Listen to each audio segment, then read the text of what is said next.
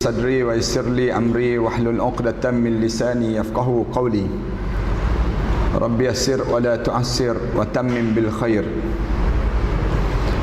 قال الله تعالى في كتاب العزيز بعد أعوذ بالله من الشيطان الرجيم بسم الله الرحمن الرحيم قل إن الموت الذي تفرون منه فإنه ملاقيكم ثم تردون إلى عالم الغيب والشهادة فينبئكم بما كنتم تعملون. Katakanlah wahai Muhammad, kalau sekiranya ada di kalangan umat manusia itu yang cuba melarikan diri daripada kematian, fa innahu mulaqikum, sesungguhnya kematian itu akan mendatangi kamu, ataupun kematian itu akan mengejar kamu. Summa turadduna ila alimil ghaibi wasyahadah, setelah mana kamu mati, kamu akan dipulangkan balik pada alam ghaib dan juga alam penyaksian. Fayunabbi'ukum bima kuntum ta'malun, di waktu itu akan didedahkan balik setiap amalan-amalan yang kamu kerjakan sepanjang kamu hidup di atas dunia dahulu. Surah Al-Jum'ah ayat yang ke-8. Jemaah sekalian, di antara perkara yang paling kita takut dalam hidup kita ini apabila kita mati dalam keadaan su'ul khatimah. Satu saat yang paling tidak bernilai dalam hidup kita, apabila kita dipanggil menghadap di hadapan Allah, tiba-tiba kita dalam keadaan tak bersedia untuk menghadap di hadapan Allah Subhanahu wa taala nanti. Sedangkan kehidupan ini bukan untuk dihidupkan untuk dunia ini, tidak. Tetapi Allah jadikan kehidupan kita ini, Allah jadikan dengan tujuan untuk kita hidup di akhirat sana nanti. Sebab itulah dalam banyak-banyak doa kita diajar supaya sebut Allahumma la insya illa insyal akhirah waghfir lil ansari wal muhajirah.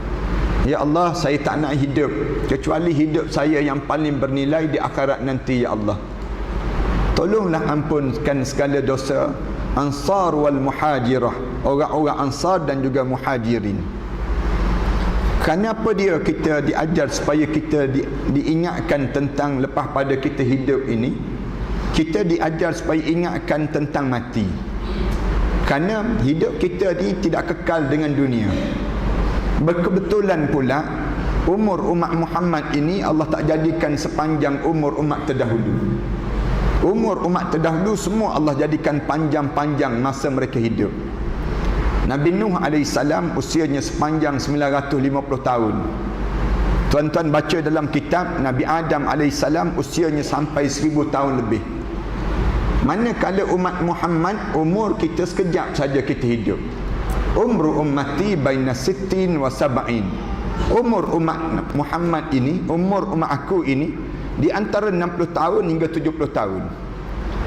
Tetapi sayangnya bila kita hidup di atas dunia ini, ramai di kalangan kita ini terperangkap dengan dunia. Kita mula terperangkap hidup dengan dunia, hidup di atas dunia, tapi kita terlampau leka dengan dunia. Leka dengan dunia ni Allah sebut banyak kali. Dalam Al-Quran Allah Subhanahu wa taala sebut dalam surah Al-Anbiya, misal contohnya. Di awal-awal lagi Allah sebut iqtaraba lin-nasi hisabuhum wa hum fi ghaflatin mu'ridun. Semakin dekat saat manusia dihitung amalan dia, tapi dia masih lagi kekal dalam keadaan ghaflatin, dalam keadaan leka dan juga mu'ridun, dan berpaling daripada peringatan Allah. Ma ya'tihim min rabbihim muhdatsin, setiap kali mana datang pada dia segala ayat-ayat Allah ataupun berita-berita tentang peristiwa kematian itu, illa istama'u, dia dengar je. Wa hum yal'abun, sedangkan dia masih lagi leka dengan permainan dunia ini sendiri. Tuan-tuan baca dalam Al-Quran Karim, kita akan dapati ramai di kalangan kita ni, bila dekat nak mati mula datang menyesal. Mula datang penyesalan. Bila nampak saja malaikat maut nak cabut nyawa, mula kita rasa menyesal. Ramai di kalangan kita ni dia mula sebut, laula akhartani ila ajalin qarib fa asaddaqa wa akum minas salihin. Wahai malaikat maut, boleh tak tangguh sekejap, jangan bagi mati. minta dengan malaikat maut ni, bagi tahu pada Allah, jangan mati lagi ya Allah. Nak buat apa dia? Fa as-saddaqa, aku nak bersedekah di jalan Allah. Wa akun minas salihin, dan aku nak menjadi hamba Allah yang saleh. Allah mula sebut pada malaikat maut, malaikat maut, kamu bagi tahu pada orang nak mati itu, walan yuakhirallahu nafsan iza jaa ajaluha. Allah tak tangguh dah saat mana ajal datang pada diri kamu. Allah tak akan tangguh walaupun sedetik sekalipun pada kamu. Wallahu khabirum bima ta'malun. Kerana Allah tahu fi'il apa yang kamu akan buat. Bila Allah tangguh lagi kematian kamu, dan kamu akan ulang fi'il yang sama je dalam hidup kamu. Berhenti dekat situ kah penyesalan kita? Tak. Kebanyakan manusia bila dia mati menyesal lagi. Masuk dalam kubur kali yang kedua menyesal.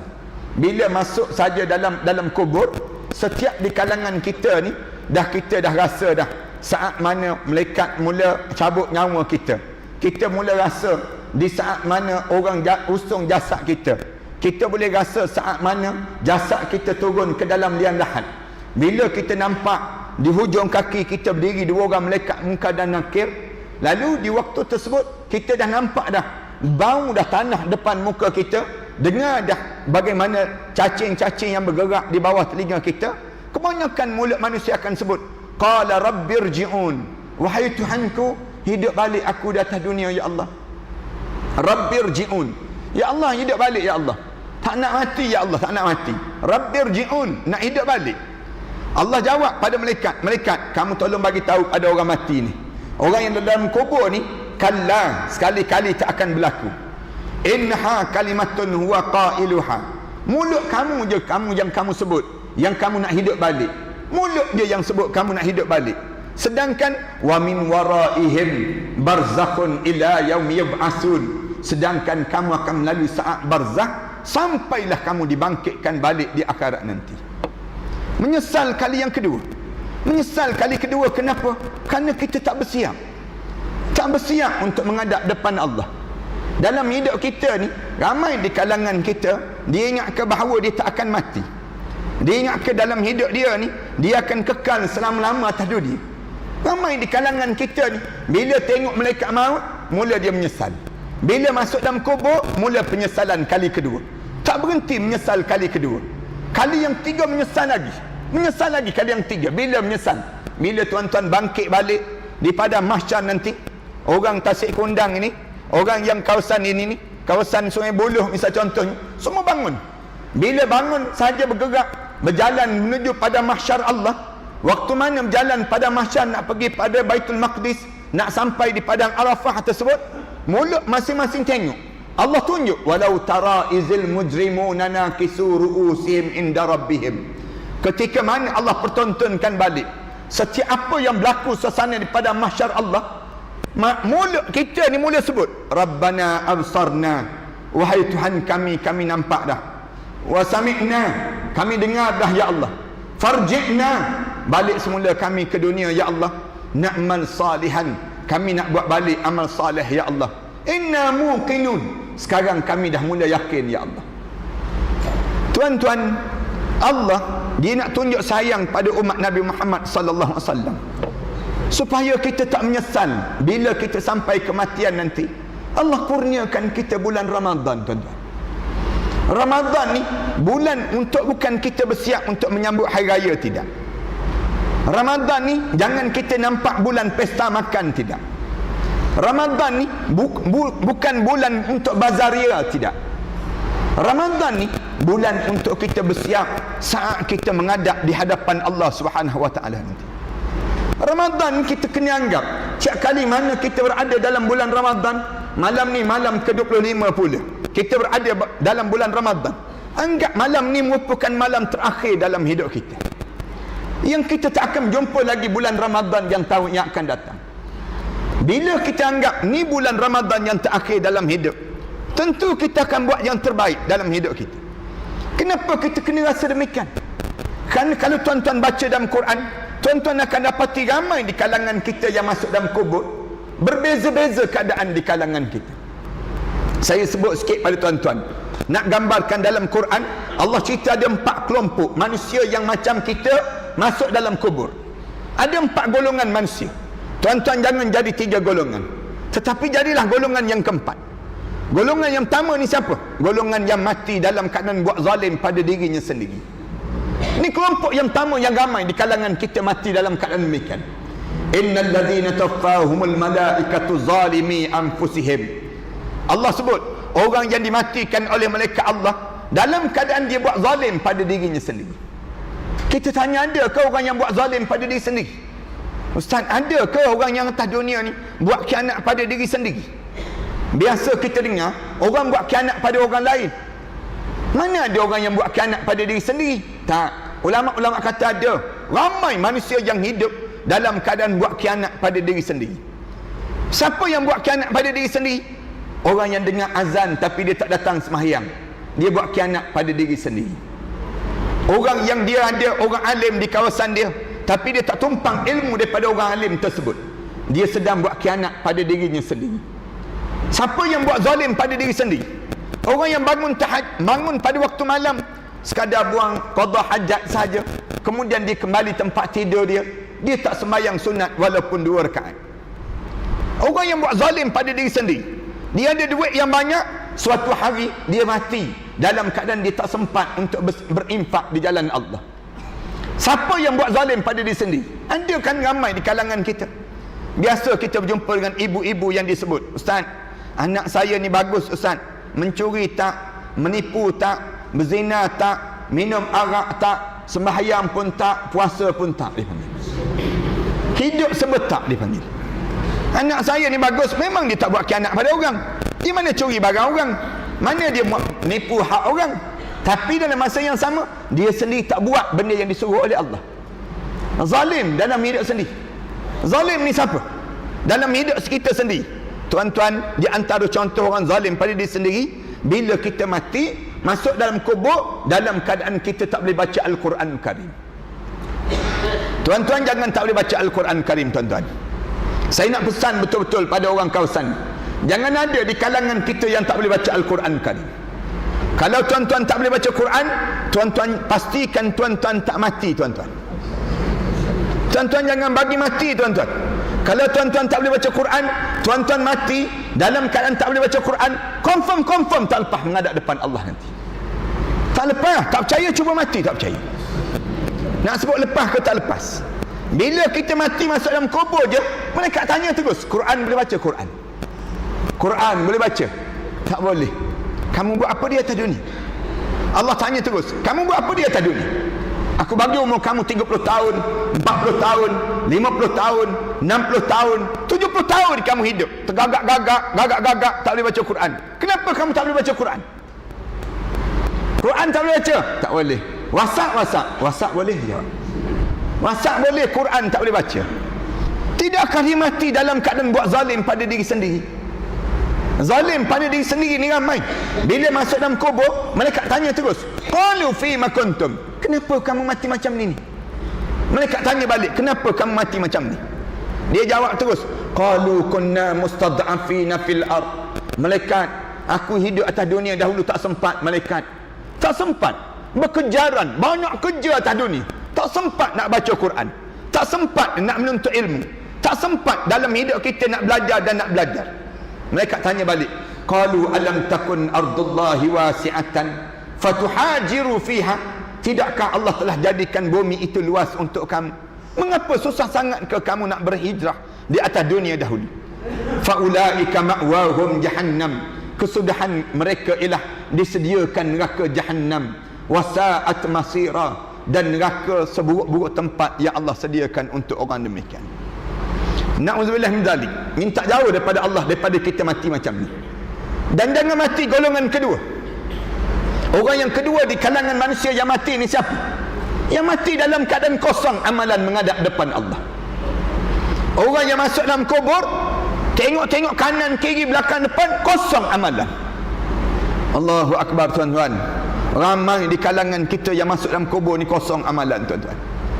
Bila masuk saja dalam kubur, pandang depan, belakang, kiri, kanan, tak ada amalan. Tuan-tuan nak buat macam mana, tuan-tuan? Di saat mana kita dah masuk dalam kubur, tengok-tengok tak ada amalan. Amalan kita tidak diterima di sisi Allah. Sembahyang tapi sembahyang tidak diterima di sisi Allah. Puasa tapi puasa tidak diterima di sisi Allah. Zakat tapi zakat tidak diterima di sisi Allah. Kita nak buat macam mana tuan-tuan? Macam kita turun kapal terbang sebuah negara. Bila kita turun kapal terbang di sebuah negara, tiba-tiba kita seluk poket kanan kiri kita, tak ada pasport. Pasport kita tak ada. Beg duit kita pun tak ada.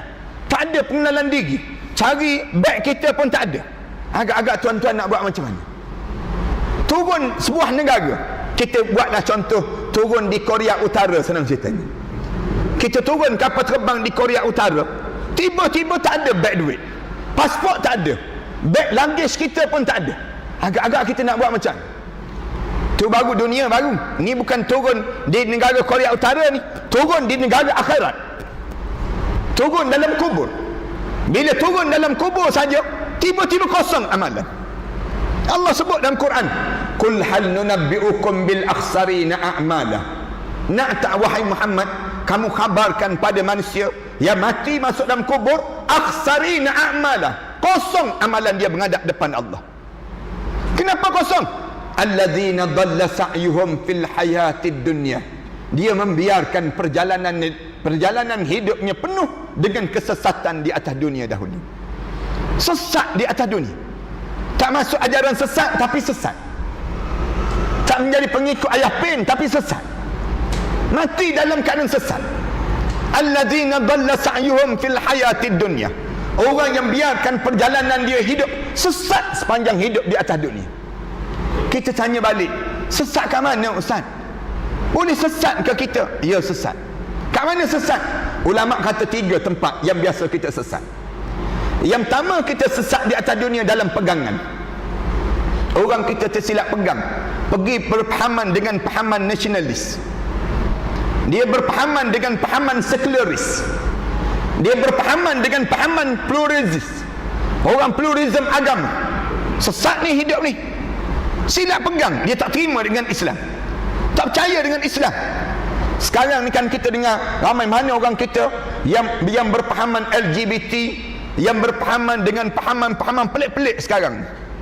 Pahaman pluralism agama. Dekat nak meninggal dunia, syaitan pujuk. Syaitan datang sebelah kanan. Syaitan kata, "Wahai anakku, jangan mati dalam Islam. Aku ni bapa kamu. Aku ni pernah membesarkan kamu. Wahai anakku, matilah kamu dalam ajaran Yahudi. Kerana bapa dahulu mati dalam Yahudi, maka bapa selamat. Kamu mesti mati dalam keadaan Yahudi." Tak berjaya sebelah kanan menyamar menjadi arwah ayah kita. Rasulullah cerita menyamar menjadi arwah ibu kita. Duduk sebelah kiri kita, goyang buah dada ni, tunjuk buah dada ni.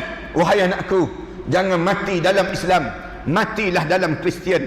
Kerana ibu dahulu mati dalam Kristian.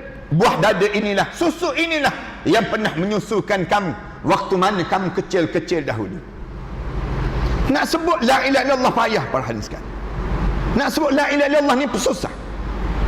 Di Tasik Kundang ni, syaitan kat Tasik Kundang ni, dia tak sebut mati dalam Yahudi tak. Di sini dia tak sebut matilah dalam Kristian, dia tak sebut. Tapi dia sebut apa dia? Wahai anakku, matilah kamu dalam Islam liberal, dia sebut demikian. Wahai anakku, matilah kamu dalam Islam nasionalis.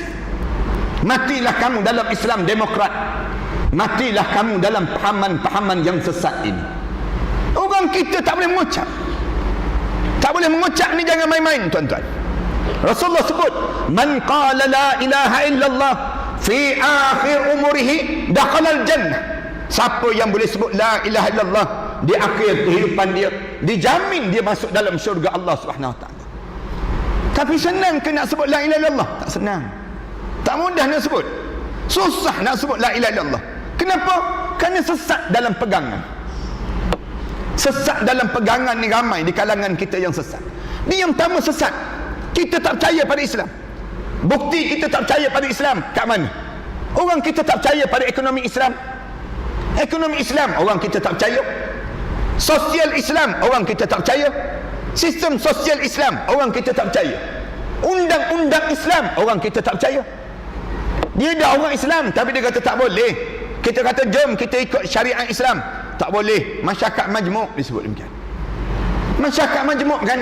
Mana boleh dia sebut demikian? Kita tanya mana majmuk di akhirat nanti dengan di dunia ini. Di akhirat nanti sampai di padang mahsyar nanti jauh lebih majmuk daripada berada di atas dunia ini sendiri. Sampai di akhirat orang Indonesia datang, orang Malaysia datang, orang seluruh dunia datang semua bawa ajaran masing-masing. Orang Malaysia datang dengan lokreknya, orang Indonesia datang dengan Pancasilanya, orang Brunei datang dengan cara Al-Quran dan hadisnya. Manakala sampai di akhirat nanti Allah tolak semua pahaman-pahaman yang lain. Mana yang terima Al-Quran dan yang terima hadis Rasulullah saja yang diterima. Yang ni payah dalam hidup kita ni. Orang kita mana percaya dengan Islam, pendidikan Islam. Kita tanya anak-anak kita kan, tuan-tuan hantarkan anak-anak menghafal Quran. Menghafal Quran ustaz, nak suruh anak saya jadi apa nanti dia sebut. Ada masa depan ke orang menghafal Quran, dia tanya. Ramai kan orang kita mana percaya. Habis tu saya lebih percaya hantar anak saya belajar di sekolah sekular dibandingkan belajar di sekolah agama. Kami mana di kalangan kita kalau kita tanya, tak hantar anak menghafal Quran. Oi, tak boleh ustaz, nanti terbalik van, mati anak saya, dia sebut. Tak boleh ustaz, kalau saya hantar anak saya menghafal Quran, nanti kena tibai dengan batang paik, mati juga dia. Ramai mana di kalangan kita tak percaya. Habis tu kita lebih percaya menghantar anak kita belajar sistem sekular dibandingkan dengan sistem Al-Quran dan hadis Rasulullah sallallahu alaihi wasallam. Tak percaya kita. Padahal yang kita belajar ni kan, anak-anak kita yang belajar ni, dia tak guna pun bila dia lepas pada dia habis belajar nanti. Yang belajar ni tak guna pun. Kebanyakan di kalangan kita yang kita belajar, anak-anak kita dia belajar. Saya pernah belajar sejarah Malaysia ni, contoh Parameswara dahulu, tahun 1511 dahulu berlaku bagaimana negeri Melaka yang diserang. Nak sebutnya gambaran bagaimana kejatuhan kita, Parameswara ini sendiri. Lepas kita habis belajar ni, ada kita guna Parameswara tersebut? Kita guna Upin Ipin je. Nak sebutnya kita tak guna pun yang disebut Parameswara tadi. Kita guna apa? Kita guna Al-Quran dan hadis Rasulullah sallallahu alaihi wasallam. Yang kita guna, kenapa kita tak belajar? Yang kita tak guna, kita sibuk belajar. Yang kita kena guna, kita tak belajar. Pelik kan? Ramai mana di kalangan kita tak percaya. Tak percaya apa dia? Tak percaya Al-Quran. Yang kedua, kita sesat kat mana? Sesat dalam dunia ni, dalam ibadah. Ulama-ulama kata yang kosong amalan tu, bila masuk dalam kubur kosong amalan. Kenapa? Sesat dalam ibadah.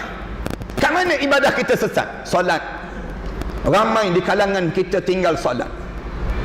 Ramai mana di kalangan kita tak jaga solat. Dah solat tak jaga berjemaah. Berjemaah tak jaga. Kita dah solat dah, tapi berjemaah kita tinggal. Solat berjemaah, dah berjemaah kita tak khusyuk.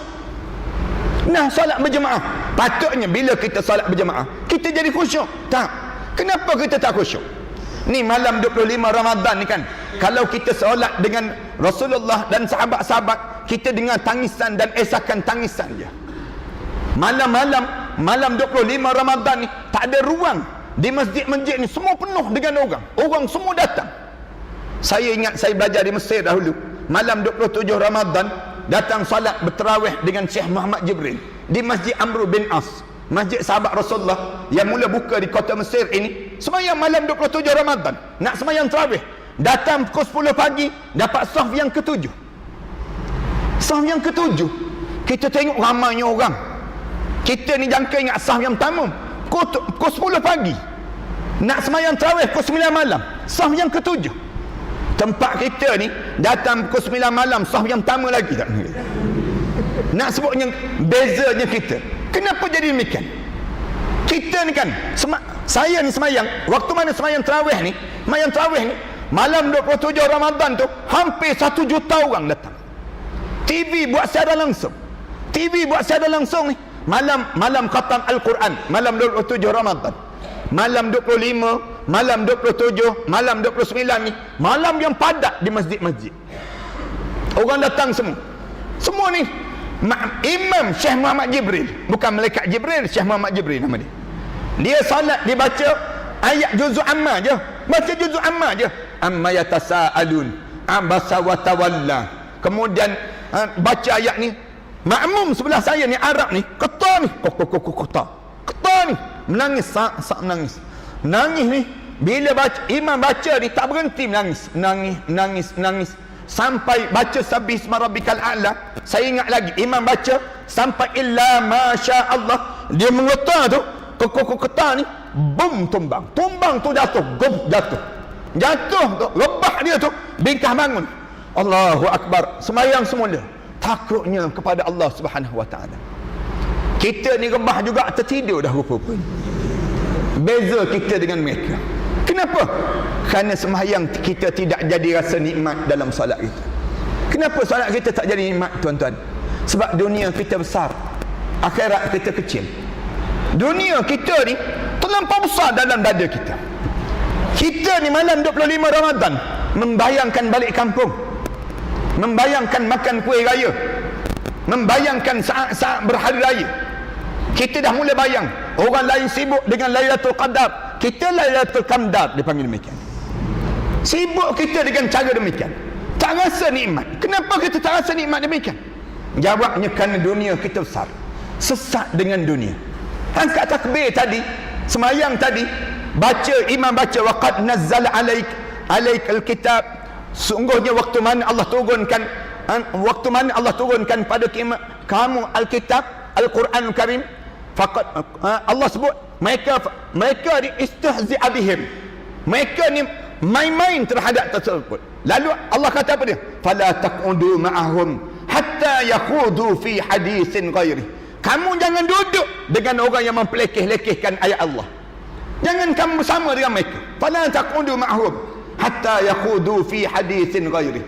Sehingga mereka tukar ayat-ayat yang lain dalam hidup mereka tersebut kepada mentaati perintah Allah Subhanahu Wa Taala.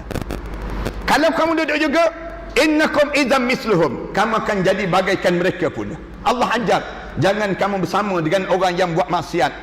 Jangan kamu duduk dengan orang yang melakukan perkara yang dilarang oleh Allah Subhanahu Wa Taala. Jangan kamu berserta dengan mereka. Kalau kamu berserta dengan mereka, innakum idzam misluhum, kamu sebahagian di kalangan mereka tersebut. Allah pesan pada kita, tapi kita tak rasa apa-apa. Kenapa kita tak rasa apa-apa? Kerana kita sesat dalam ibadah. Sepatutnya kita lagi kita ibadah, lagi solat, lagi khusyuk, lagi lama solat, lagi nikmat, lagi lama solat, lagi nikmat. Tapi kenapa tak jadi demikian? Jawab tadilah, kerana dunia kita ni besar sangat.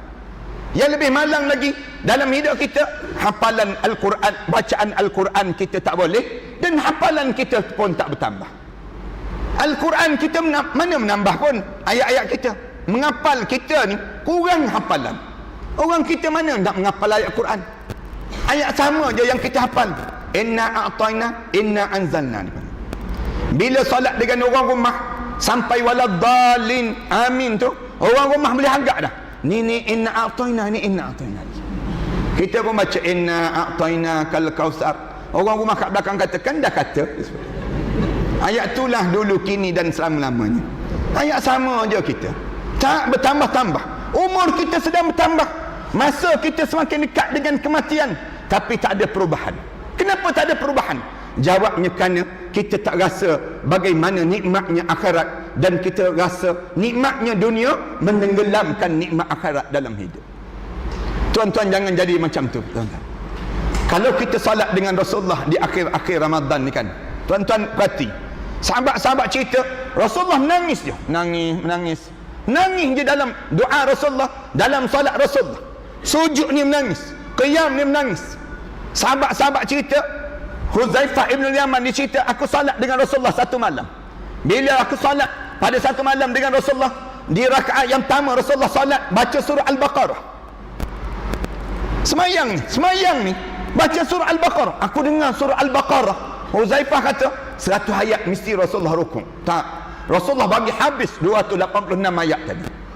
Habis 286 ayat. Aku ingat mesti Rasulullah rukuk. Tak, Rasulullah sambung baca surah An-Nisa.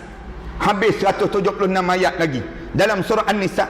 Kemudian aku ingat Rasulullah rukuk. Tak, Rasulullah ulang balik baca surah Al-Imran. Habis surah Al-Imran 200 ayat, barulah Rasulullah rukuk.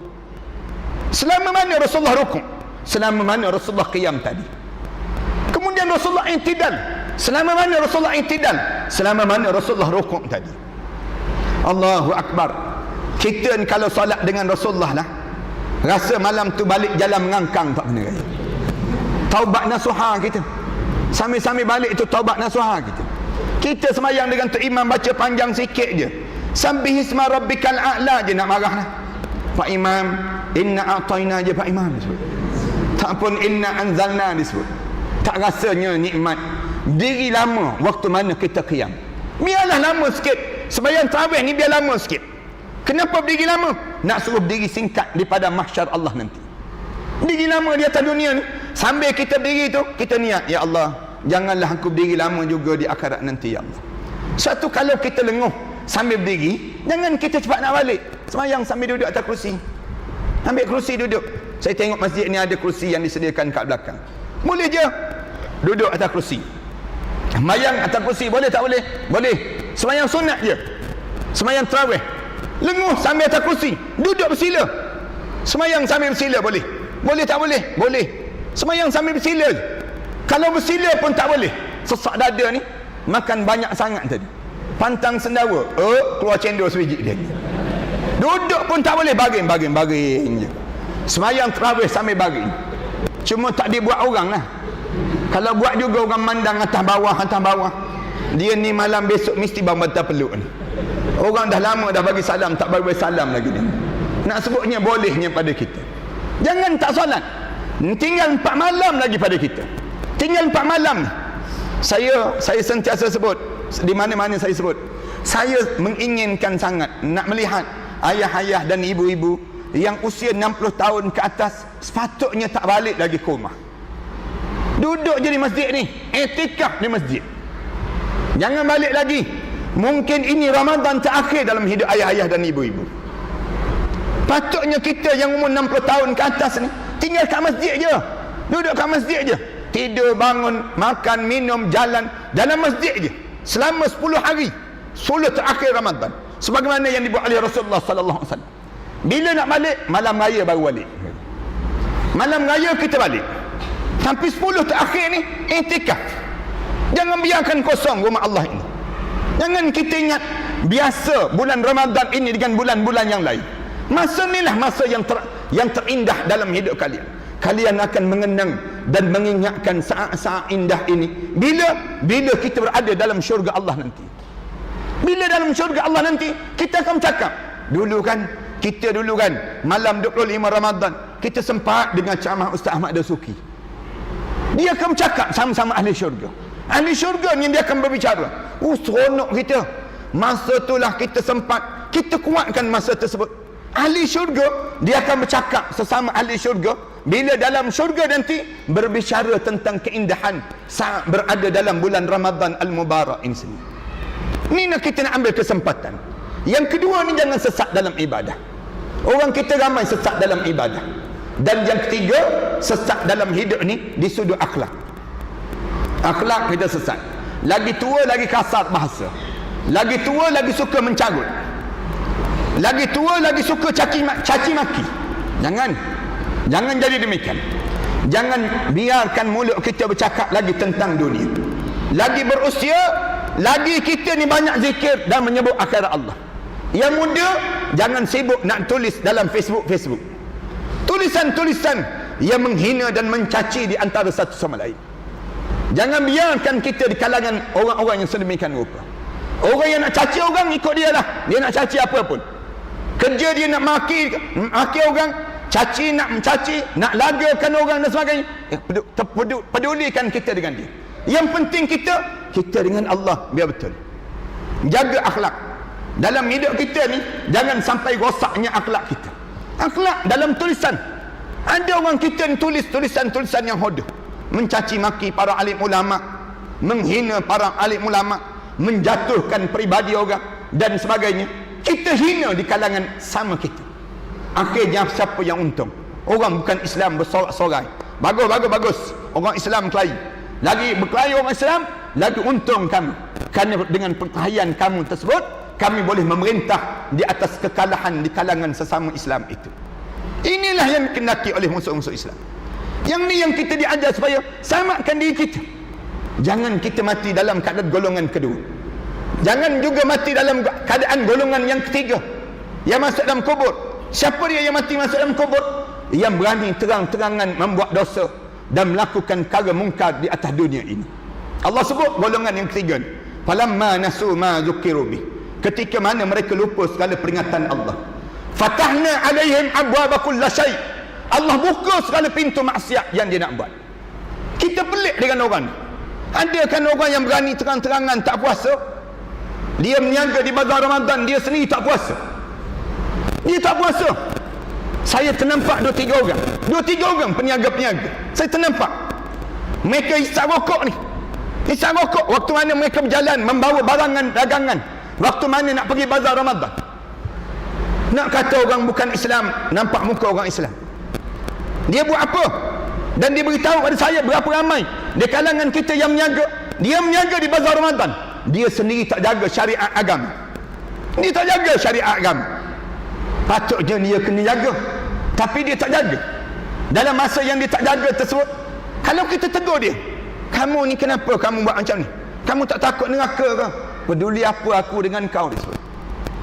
Dosa masing-masing lah tanggung, disebut. Dosa masing-masing tanggung lah. Kita pun pelik, dia meniaga maju je. Dia ni kadang-kadang ada orang meniaga tak bayar zakat, untung je dia. Nampak kaya je hidup dia. Pelik kita. Tak, jangan pelik. Allah kata memang sengaja aku buka segala pintu maksiat dia ni nak buat. Biar dia. Fatahna alaihim abwaaba kulli syai', aku buka segala pintu maksiat yang dia nak buat. Karaoke sejak daripada malam hari sampai pagi hari karaoke. Sengaja Allah biar Allah sebut. Sampai bila kita tegur dia ni, kamu tak takut mati ke? Peduli apa engkau dengan aku? Yang penting kubur aku, kubur engkau, dia jawab. Kita pun jawab balik. Yang masalahnya, bila engkau mati, kubur engkau sebelah kubur aku, kita jawab. Yang jadi masalahnya, bila mati saja engkau kena palu dalam, kamu kena palu dalam kubur, berdengung kubur aku dalam kubur nanti. Kita sebut demikian. Tapi ada orang macam ni, orang yang terang-terangan buat maksiat, berjalan terang-terangan tak tutup aurat, orang yang terang-terangan yang melakukan judi, berzina, melakukan maksiat. Allah kata fatahna alaihim abwaaba kulli syai' hatta idza farihu bima utu. Sampai bila? Sampai ke puncak dia rasa seronok dengan maksiat yang dia buat. Akhadnahum baghtatan, aku gentak nyawa dia dalam keadaan mengejut.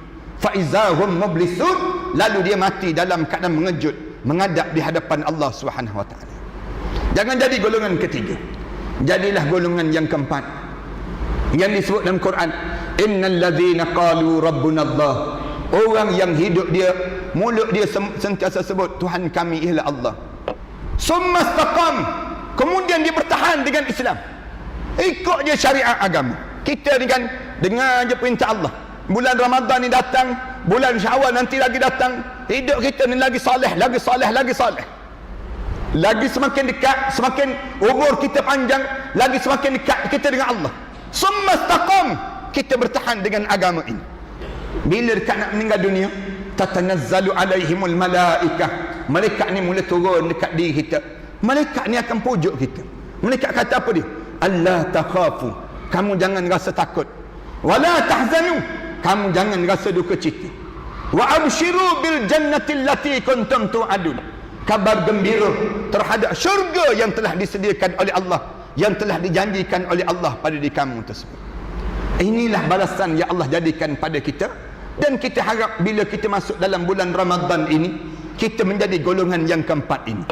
Bila kita mati dalam keadaan bersiap menghadap di hadapan Allah, dan Ramadan ini mempersiapkan diri kita untuk kita menyambut saat mana kita gemilang di masa kita berada dalam kubur nanti, dan kita bangun bertamasya di padang mahsyar Allah, riang kegembiraan di saat mana kita dipanggil menghadap di hadapan Allah, kemudian nama kita dipanggil untuk dimasukkan ke dalam syurga Allah, dan kita termasuk di kalangan ahlu syurga Firdaus, di kalangan kita, hasil daripada kita istiqamah dalam mentaati perintah Allah Subhanahu wa taala ini.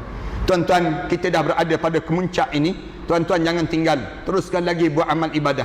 Bangun pagi esok, bangun sambung lagi solat tahajud kita, dalam solat tarawih kita, walaupun 8 rakaat je kita buat malam ni, Pagi esok bangun lagi. Bangun sebelum subuh. Tidur sikit je. Untuk kita tidur banyak. Kita nak rehat lama. Bila kita berada di dalam kubur nanti. Mudah-mudahan kita penat di dunia ini akan membawa kerehatan di alam barzah sana. Dan jangan sampai kita rehat di dunia, tetapi kita penat bila kita menghadap di hadapan Allah Subhanahu wa taala nanti. Terima kasih di atas kesempatan yang baik ini. 40 minit saya bercakap ini. Mudah-mudahan tazkirah ini mengingatkan diri saya dan tuan-tuan, bila kita berada di saat yang terbaik ini, dan kita bersiap sedia bila-bila masa untuk kita dipanggil dan dijemput oleh Allah. Kalau Allah bagi peluang pada kita untuk berhari raya, mari kita berhari raya di dunia. Di dunia ni sambutan hari raya bagi orang yang bertakwa pada Allah. Besok lusa 2-3 hari lagi, hari Ahad ni kita akan mula sambut hari raya. Hari raya ni bagi orang yang soleh saja. Orang yang tidak soleh jangan buat malu company dipanggil. Jangan buat kerja yang tak sembarangan. Jangan tempah baju raya banyak sangat. Yang kamu sendiri puasa pun tidak. Beraya sakan, puasa pun tidak. Yang kita nak sebut demikian. Manakala raya ni untuk orang soleh. Bila lagi kita nak beraya? Bila dalam kubur nanti. Bila lagi? Bila kita bangun di padang mahsyar. Dan bila kita berada di padang mahsyar, lalu kita masuk di kalangan orang yang saleh. Mudah-mudahan Allah Subhanahu wa taala masukkan kita di kalangan mereka yang demikian. Terima kasih di atas kesempatan yang baik ini. Mudah-mudahan Allah panjangkan lagi umur kita dan Allah masukkan kita di kalangan orang yang hidup yastami'unal qaul fayattabi'una ahsanah. Mari kita sama-sama berdoa malam-malam yang baik sebagai ini, malam 25 Ramadan. Boleh jadi malam ni malam Lailatul Qadar. Tuan-tuan jangan tertinggal saat-saat yang baik ini. Sebut banyak-banyak Allahumma innaka afuwun karimun tuhibbul afwa fa'fu anna. Ulang dan ulang. Mudah-mudahan kita termasuk di kalangan orang yang demikian. Sebelum kita berdoa ni tuan-tuan, kat belakang ni tuan-tuan ada kurma ajwa. Kurma ni kurma yang pernah ditanam oleh Rasulullah sallallahu alaihi wasallam sendiri. Kurma ni saya dapatkan di Madinah. Kemudian lepas pada tu saya sendirinya bila di Madinah tersebut nak dapatkan kurma Rasulullah ni yang ditanam oleh Rasulullah daripada keturunan-keturunan yang tanam oleh Rasulullah ini, kemudian keluar daripada kebun Abdul Rahman bin Auf di kota Madinah. Kemudian saya nak dapatkan pun susah dan saya jadikan dana untuk sekolah saya. Saya ada lebih kurang 5 buah sekolah tahfiz di bawah saya ni, di Shah Alam, kemudian di Kelantan, kemudian di Pahang, kemudian di Kedah, di Langkawi dan juga di selatan Thailand. Saya bangunkan sekolah tahfiz. 5 buah sekolah tahfiz ini saya danakan mereka belajar menghafal Quran dan sebagainya. Dan alhamdulillah anak-anak yang belajar ni hampir 1000 lebih yang menghafal Quran ni sedang menghafal dan nak menghabiskan 30 juzuk Al-Quran ini. Dana dia tu perlu besar. Saya sendiri nak buat macam ni, saya dapatkan produk-produk macam ni. Kebetulan produk ni produk yang baik. Tuan-tuan cuba amalkan kurma ni.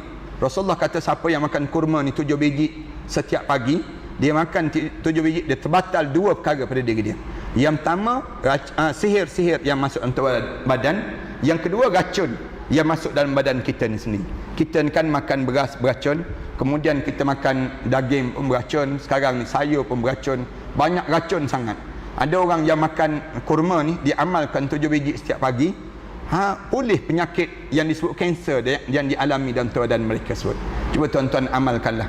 Yang kedua kat belakang sana juga ada madu. Madu saya tolong sekolah anak yatim saya di selatan Thailand, di mana bapa mereka ditembak mati. Saya ambil anak-anak tersebut, saya jadikan anak angkat saya. Asalnya pelajar 22 orang, sekarang ada lebih kurang 400 orang lebih pelajar. Tiap-tiap bulan saya kena hantar lebih kurang 30,000, 40,000 setiap bulan. Jadi oleh demikian, bila saya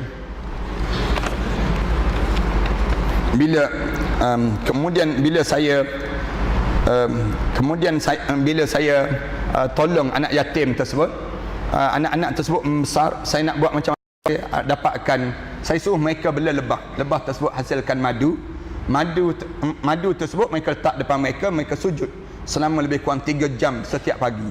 Bila mereka sujud, mereka bangun, kemudian mereka hantar madu tersebut ke Shah Alam. Saya gunakan untuk perubatan Islam. Orang yang kena sihir, saya kata minumlah air madu. Minum madu, keluar benda-benda yang kotor-kotor tu badan mereka. Kemudian ada yang kena kencing manis teruk, dia minum madu ni, turun kadar gula dalam darah dia. Saya sendiri pernah kena batu karang, saya minum air madu ni, keluar batu karang tersebut.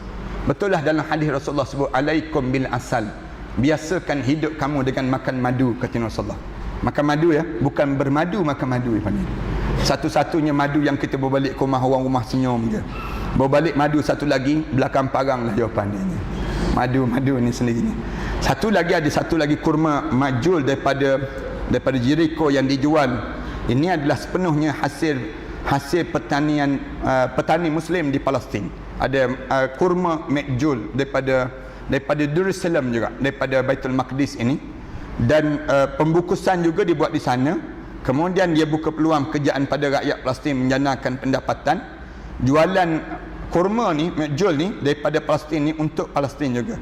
Dengan kalian membeli, kita sama menyumbang pada pusat bimbingan dan pelindungan remaja Puteri Raudatus Sakinah, anak-anak kita yang bermasalah dan sebagainya. Lalu kita bina balik, bentuk balik. Ni dana untuk sekolah ini sendiri, tempat binaan ini sendiri. Dan tinggal sikit aja para hadirin sekalian boleh dapat kat belakang nantilah. Kurma ni ada dua jenis kat belakang tu. Satu makjul, satu lagi kurma ajwah. Tuan-tuan boleh dapat dah. Kemudian yang ketiganya, saya buat buku tuan-tuan. Buku yang saya karang, buku ni telah dikuliahkan di masjid-masjid dan sebagainya. Buku ni malam pertama di Barzah. Ada sahabat-sahabat, ustaz-ustaz yang buat kuliah buku ni. Bacalah. Tuan-tuan nak balik, baca buku ni. Baca, kemudian hurai pada anak-anak kita. Macam mana kita pertama, waktu saat kita berada di Barzah, macam mana. Kemudian saya karang yang kedua, teman di Barzah. Buku ni. Buku ni untuk dana sekolah saya jugalah. Kalau tuan-tuan nak dapatkan, tuan-tuan boleh dapatkan kat belakang nanti. Saya cadangkan tuan-tuan baca buku ni bila dekat nak tidur. Nak tidur malam, baca buku ni.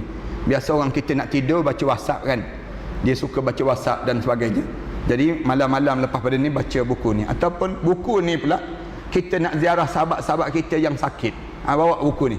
Lebih baik bawa buku ni bagi pada sahabat-sahabat kita. Bila dia dapat buku ni kan, lebih baik daripada kita bawa durian, bawa rambutan tu kan. Kalau orang sakit, lebih baik kita bawa yang disebut dengan kita bawa buku macam ni. Dia ambil dia buku ni, dia faham lah maknanya mati dah tu, senang cerita ni. Ini senang nak fahamkan mereka ni sendiri. Ini gambaran pada diri kita lah. Bismillahirrahmanirrahim.